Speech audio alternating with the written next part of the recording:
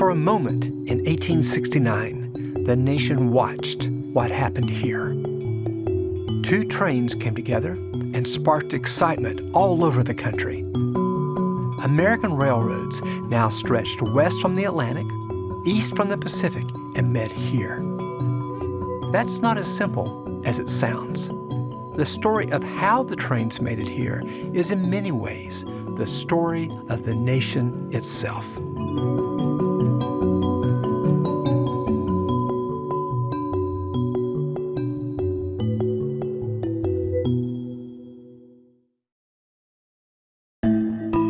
High in the desert of northern Utah, more than 150 years ago, Americans celebrated what they called a transcontinental railroad. Now, you couldn't buy one ticket on the East Coast and travel all the way to the West. You'd have to buy many tickets from many different railroads to make that journey. But it was true. Thanks to two new railroad routes, people and goods could now move coast to coast by train. Previously, a cross-country trip required a steamship down and around the tip of South America or to Panama, though there wasn't a canal there yet. Or you could take an overland trail to Oregon or California, used by 250,000 people in the generation before the Civil War. Either way, by ship or by land, the journey took 4 months or more. On the Transcontinental Railroad, the trip took about a week. A celebration here in May 1869 culminated with the placing of a golden spike at the spot where the rails finally met after years of construction. Today, Golden Spike National Historical Park in Promontory, Utah tells that story. I went there to meet Ranger Lucas Hugie. It truly is a random spot on the map. The Railroad Act of 1862 established the building of this railroad. It authorized two companies, the Central Pacific, building out of Sacramento, California, and the Union Pacific, building out of Omaha, Nebraska. President Abraham Lincoln actually signed the Railroad Act in 1862. He saw that he was going to have to fight the Civil War to unite the North and the South, and he saw that this railroad was what was going to unite East and West. Doesn't it seem like a strange time to launch this enterprise and maybe diverting energies? He wasn't sure if the Civil War was going to spread out west. He didn't know how long the Civil War was going to be, and he wanted to be able to garrison troops from the East Coast to the West Coast in less than 2 weeks. So they were actually connected. So. This is kind of part of his war effort. Lincoln lived to see only the start of the railroad's construction, and when the Civil War ended, only a few dozen miles of track had been built. The Railroad Act gave exclusive rights to the Central Pacific and the Union Pacific to build the railroad, but the corporations wanted cash to get started, and they would have to raise the money themselves. They soon found that the cost and risk of the project weren't attractive to private investors, so the corporations lobbied Congress to sweeten the deal. I asked Lucas about the incentives that started flowing in. So the incentive was in money and in land. They got $16,000 a mile for building in the plains, and they got $48,000 a mile for building in the mountains. They also got sections of land, 10 miles either side of the tracks. They also got a 200-foot right-of-way on the tracks to build any infrastructure that they would need to support the locomotives. They could sell that land for 100% profit to fund their railroad. So not to be cynical, but that's a lot of money and a lot of politics. Was there corruption involved? There was. As the two companies are building towards each other, their grading crews are hundreds of miles in front of where their main effort is. They're building railroad grade because they get a partial payment per mile of grade built. So at some point in the construction of this railroad, the two grading crews met each other, and then they just waved at each other, and they kept on just building past each other. Now, Congress finally woke up in April of 1869. This railroad was completed in May. They said, hey, hold on, guys. You need to figure out where to make this railroad meet and finish this project. Grading crews and track layers gobbled up natural resources. The Railroad Act had given rights to all that the land offered, and that meant cutting paths through forests of cedar, fir, pine, and redwood, turning those trees into rail ties or fuel for locomotives. Elsewhere along the route, coal deposits were mined for their combustive power. The land fell away. Meanwhile, The railroad stretched into Native American land across the West. This vast territory was claimed by the United States, but actually home to hundreds of native tribes for thousands of years. In the desert of northern Utah, the northwestern band of the Shoshone Nation had lived for as long as anyone could remember. I talked with Darren Perry, the tribal leader of the northwestern Shoshone. He took me to a bluff overlooking the Golden Spike site. It's where his ancestors watched the railroad approach. This is sacred land to the Shoshone people. We lived here for thousands of years, and one day the railroad shows up. And so it's still sacred land to our people, but now we have tracks that go through that brought a completely new way of life. And it was an abrupt arrival? Was there any indication that it was on its way? There was an indication because one thing about Native American tribes, they network. Right. And we knew they were coming. We weren't quite sure where they were going to end up, and that was the problem. The Shoshone people themselves obviously have history that's not just dependent upon the arrival of the railroads. What's going on among them at the time the railroad arrived? When the railroad arrived, the Shoshone people were living how they'd lived forever. I mean, they lived that hunter-gatherer lifestyle, never more than a couple of days away from starvation. I mean, think about that. If you live a hunter-gatherer lifestyle, my grandmother told me that sometimes the women would work all day long to gather enough seeds for one meal. They live basically as vegetarians, or was there meat in the diet? There was meat in the diet. Game was a big part of our diet when we could obtain it. Right. Indians relied upon the buffalo for food, clothing, and shelter. Hunting parties started to be formed once the railroad came through the plains. Buffalo herds had been declining for decades across the plains, but the railroad threatened buffalo like nothing had before. Millions of buffalo were slaughtered, more than the hunters could even manage to take away. Piles of bones revealed all that was lost. In the end, only a few hundred buffalo remained. And now the Indians are destitute and starving, and they did on a whole-scale level. And that's where you start getting treaties that are signed by these natives because they're starving to death. That was the turning point of the Native American relationships and their power in the U.S. The Shoshone knew well what it meant to starve and to face unthinkable violence. 6 years before the railroad's completion here, a contingent of U.S. Army soldiers attacked a site along Bear River, some 60 miles northeast, killing nearly 300 men, women, and children.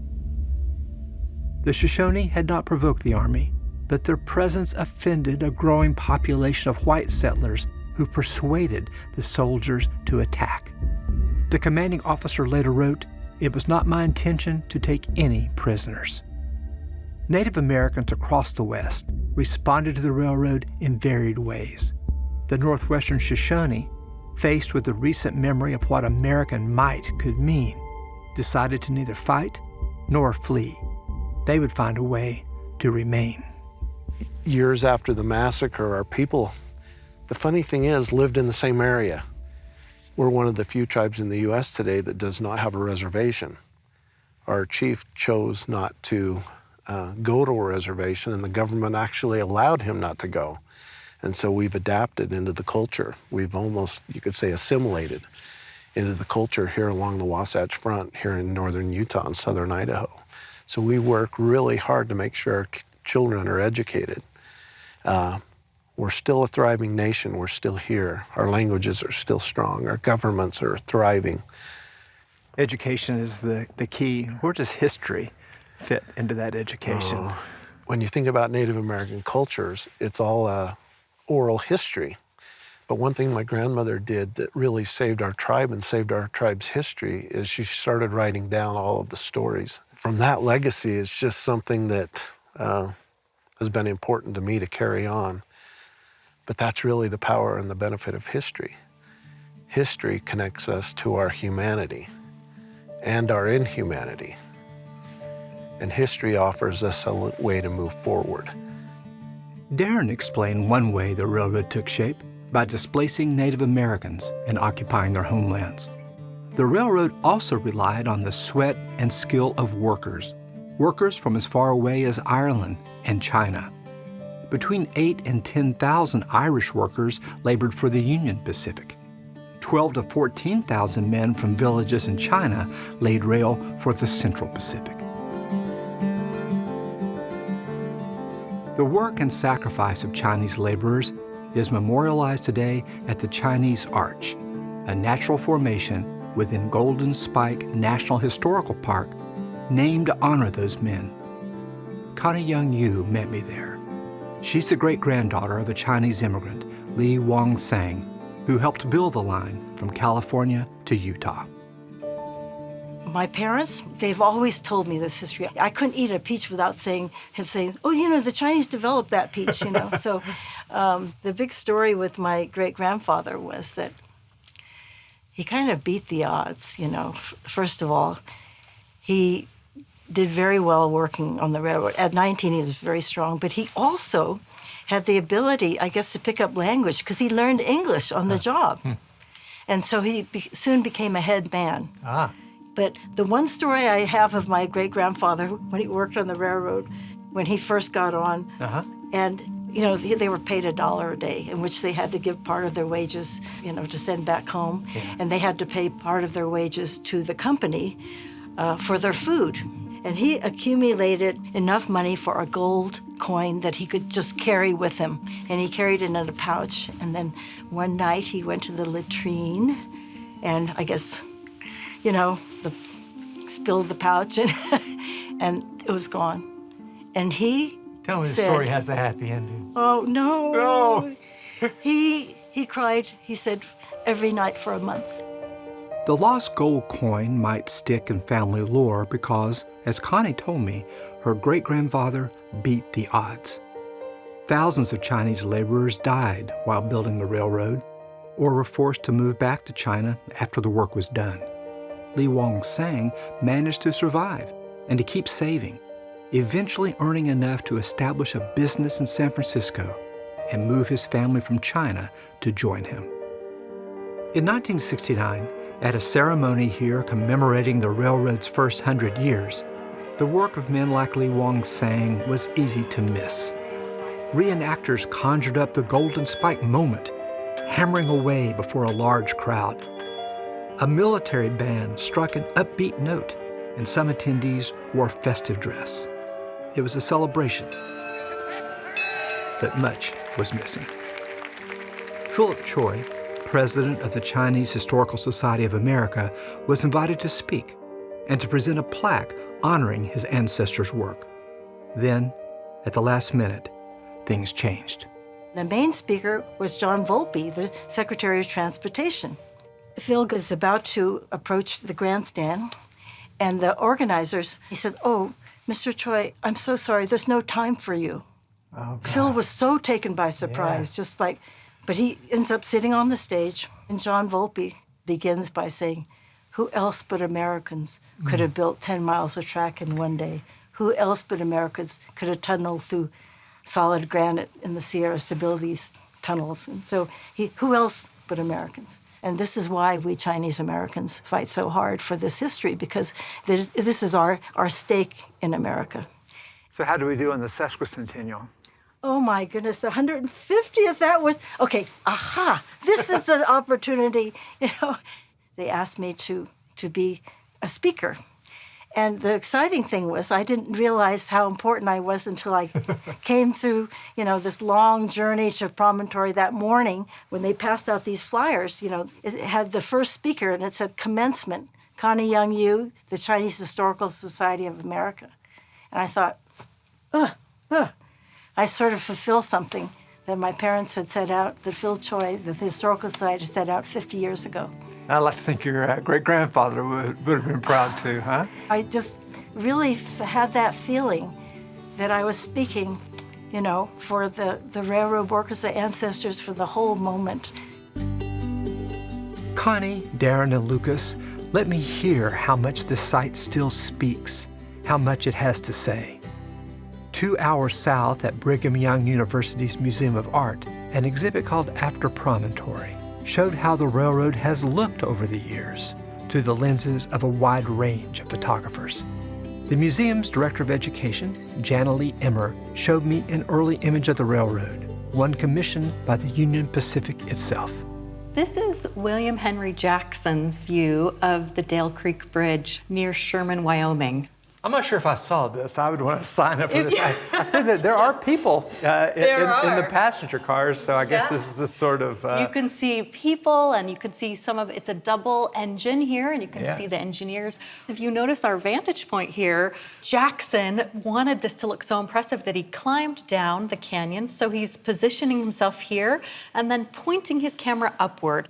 Describe to me what it would have been like for Jackson to have composed and actually conveyed this picture. Yeah, such a different process than we have today. He's working with large glass plates, and with another bag, your large camera, you would have to take that glass plate and then put a handful of chemicals. Out and with all the wind blowing dust. Yes, out in all of the elements. He's putting these chemicals on top of the glass plate, putting that into the camera, and then when he opens up and lets the light come in, he has moments to get that glass out to freeze that image. Oh, wow. So this is very complicated, very labor intensive, and actually quite expensive. You often would have to have some sponsors, some commercial money behind you, which of course he often did with the Union Pacific. The high price of photography in the 1870s and 1880s required corporate investment. It celebrated adventure and conquest of the land, and tended to downplay struggle and loss. Jana Lee showed me later photographs that had a different tone.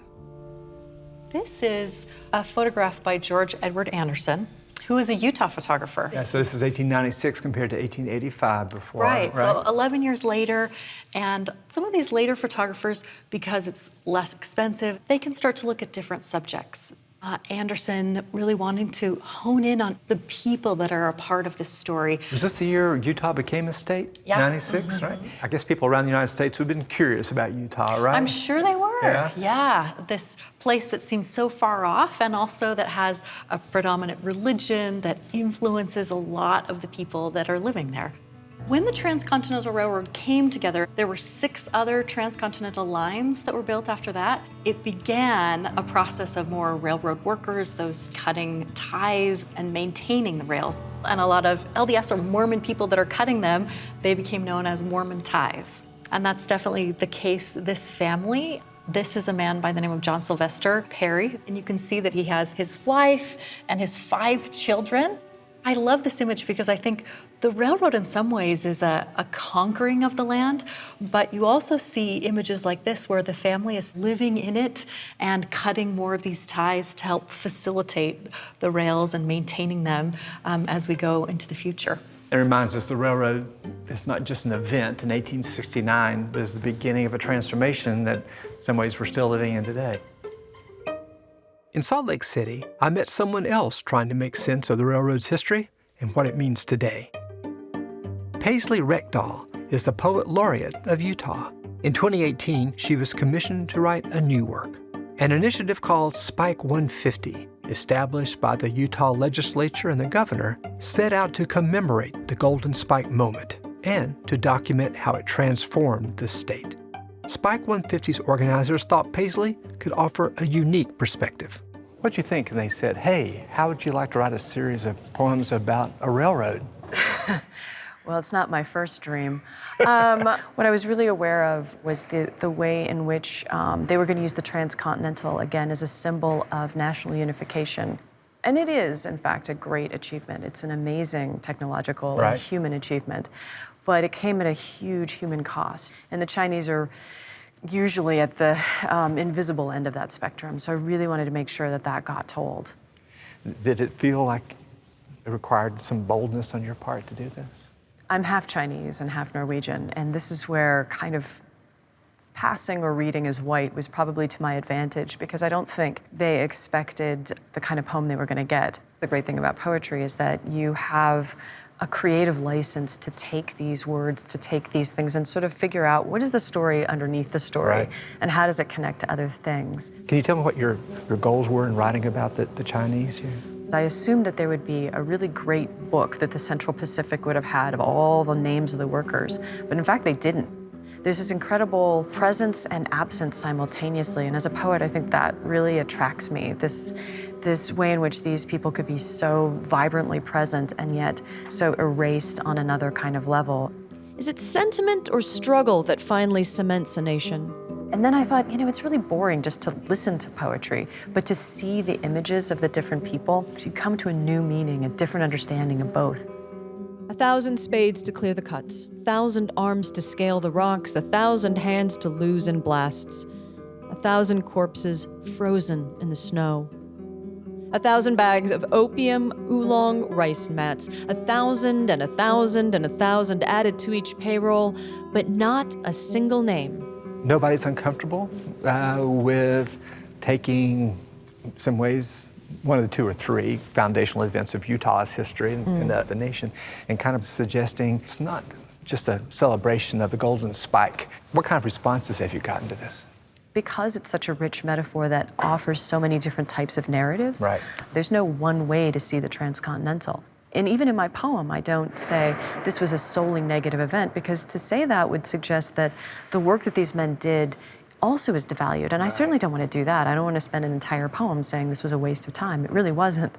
But it did have costs. And poetry resides in that possibility of multiple things being true at the same time. It can be the cause of genocide for nations, and it could also bring another nation together.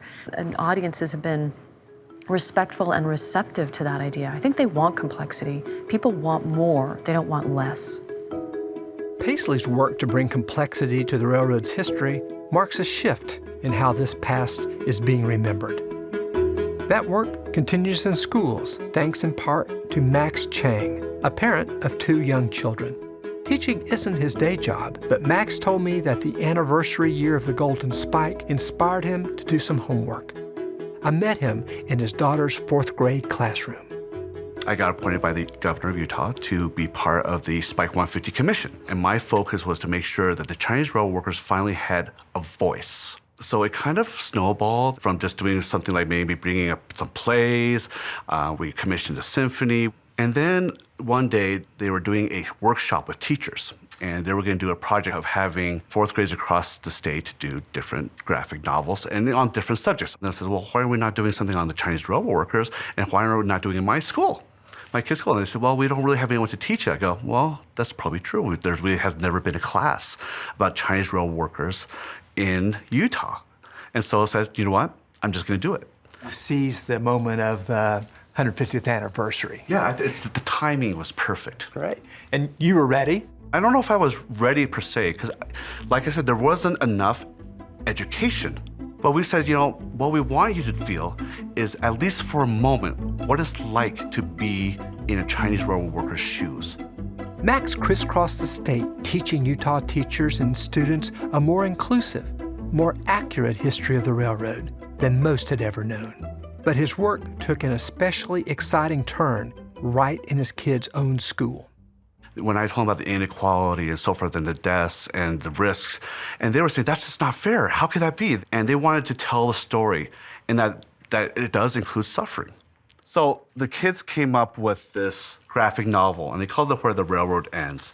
And it's really a story about 2 people, Lee, a Chinese rail worker, and George, a Irish worker. And most amazing thing about this particular graphic novel is their ability to create empathy. What is it like to leave your family behind and you had to travel across seas, not knowing if you even survived that trip? So I'm so impressed with the way that you're teaching kids this hard history. But when we teach American history, it's all a story of ascent and progress. We've been doing it wrong?